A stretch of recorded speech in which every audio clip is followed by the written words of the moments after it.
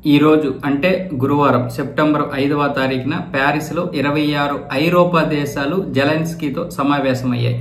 ఈ సమావేశం గురించి మాట్లాడినటువంటి పుతిన్ అందరి మీద విరుచుకుపడ్డాడు. ఏదైనా సరే ఉక్రెయిన్ కి సపోర్ట్ గా నిలబడుతూ ఎవరైతే దళాలను మోహరిస్తున్నారో రష్యాకి వ్యతిరేకంగా ఆ దేశాలను మేము లక్ష్యంగా చేసుకుంటాం, అది కూడా అంతర్జాతీయ చట్టాలకి అనుగుణంగానే లక్ష్యంగా చేసుకునే హక్కు మాకుంటుందంటూ పుతిన్ అయితే వాళ్ళపై విరుచుకుపడ్డారు. నిజానికి వాళ్ళందరూ దీర్ఘకాలికంగా ఒక శాంతి ఒప్పందానికి ముందుకు వస్తే అసలు ఈ యుద్ధమే జరిగేది కాదు.